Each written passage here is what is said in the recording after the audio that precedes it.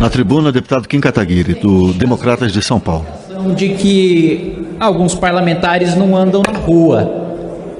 O que nós estamos debatendo aqui, neste exato momento, é o congelamento de aumento de salário e de criação de novos cargos e de novos concursos públicos no Serviço Público Federal para 2025. Que é quando a União vai atingir o patamar de 95% de gasto de despesa obrigatória da receita corrente líquida. Parece que os parlamentares não têm noção que, hoje, mais de 120 milhões de brasileiros vivem com menos de R$15 por dia. E é esse o sujeito que vive com menos de R$15 por dia que paga a conta da elite do funcionalismo público federal, estadual e municipal. Não estou dizendo que todos os servidores públicos ganham bem, que isso seria uma mentira crassa. Agora, que existe uma distorção do setor público para o setor privado, isso é dado, isso é número. 98% da mesma carreira, a gente está falando da mesma profissão. Comparar um advogado do setor público com o advogado do setor privado, comparar um médico do setor público com o médico do setor privado, comparar um professor do setor público com um professor do setor privado. No funcionalismo público federal, o salário do setor público é 98% maior. É praticamente o dobro. E você tem deputado que toda proposta que discorda é o fim do mundo. Eu vejo os mesmos deputados tocando a trombeta do apocalipse desde a reforma trabalhista. O mundo ia acabar na reforma trabalhista. Aí depois o mundo ia acabar na PEC do teto. Aí depois o mundo ia acabar na reforma da Previdência. Ia legalizar trabalho escravo, ia fazer o povo trabalhar até morrer. Nada, nenhum dos apocalipses aconteceu. Agora nessa PEC que trata, é um ajuste tímido. É sim uma PEC de ajuste fiscal. É sim uma PEC de corte no setor público, que precisa ser feito, mas é um corte tímido que está sendo feito. O que a gente precisaria era promover um corte estrutural. Salário de juiz, de promotor, de deputado, de senador, dos auxílios, do extrateto. É irreal que a gente financie 77% dos servidores públicos federais que ganham mais de R$10 mil por mês e fazem parte do 10% mais rico da população. O 1% mais rico da população, esse plenário inteiro faz parte, que é quem recebe mais de R$25 mil por mês. E boa parte dos servidores públicos federais também. E a população na ponta, os 120 milhões de brasileiros que vivem com R$15 por dia, que pagam essa conta. A tributação é no consumo, é no mais pobre.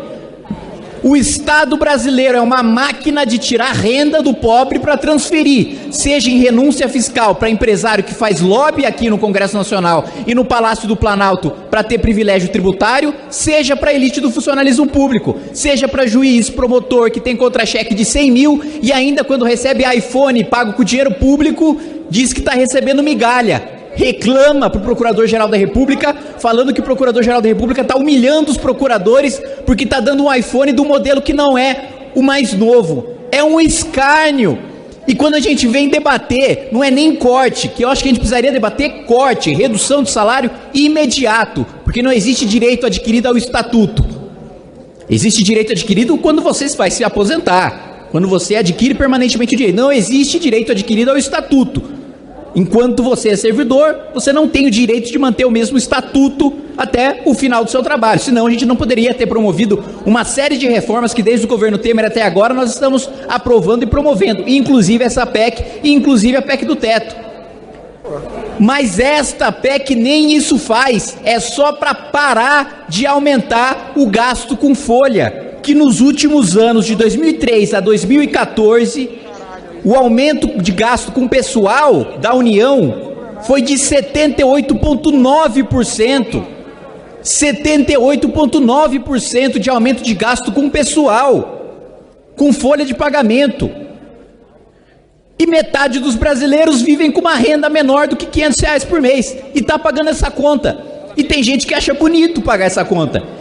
Que é, não, se o mais pobre parar de pagar essa conta, vai ser sucateamento do serviço público. Se o mais pobre parar de pagar essa conta, vai ser a destruição do sistema de saúde e educação. Todo mundo sabe aqui que o lobby que está havendo aqui em cada um dos destaques não é do professor servidor municipal que ganha até 2, 3, 4, 5 salários mínimos.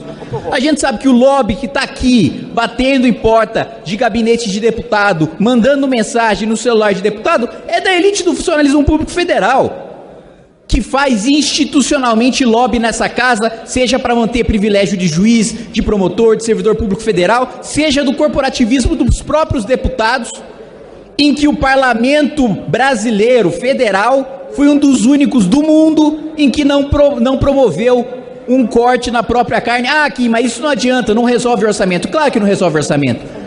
Corte em salário de deputado não vai dar nem 1 bilhão, mas é importante pelo exemplo. É importante para mostrar que a gente começa do topo. É importante para mostrar que a gente começa na nossa própria carne. A Assembleia Legislativa do Estado de São Paulo fez isso. A Câmara Municipal da Cidade de São Paulo fez isso. E o Parlamento Federal não fez. Outros parlamentos ao redor do mundo fizeram. Praticamente a maior parte deles, se não todos, da União Europeia. E aqui, quando a gente vai falar sobre parar o gasto público nos estados, nos municípios e na União, falam em sucateamento de serviço. Se equilíbrio fiscal é sinônimo de menos recurso para a saúde, para a educação, para a assistência social, como se explica que os estados nota A e B, ou seja, os estados superavitários, são aqueles com menor índice de mortalidade infantil e com melhores notas no IDEB? Se ajuste fiscal é sinônimo de precarização do serviço público, por que os estados com melhor saúde fiscal são aqueles em que morrem menos criança? São aqueles em que as crianças têm as melhores notas em matemática, em ciências, em línguas. Não trata aqui, parece quando a gente fala de mercado, né, que é um ente abstrato. Ah, os liberais malvados. Eu vejo muita gente aqui falando que liberal é malvado, mas que quando foi governo chamou Marcos Lisboa para fazer política econômica. Quando era governo chamou Joaquim Levy para ser ministro da Fazenda. Quando era governo chamou Henrique Meirelles para ser presidente do Banco Central. Aí liberal serve, né? Na hora de resolver o problema do governo, chama o liberal para ser o banqueiro central, para ser o ministro da Fazenda, para ser o formulador de política econômica.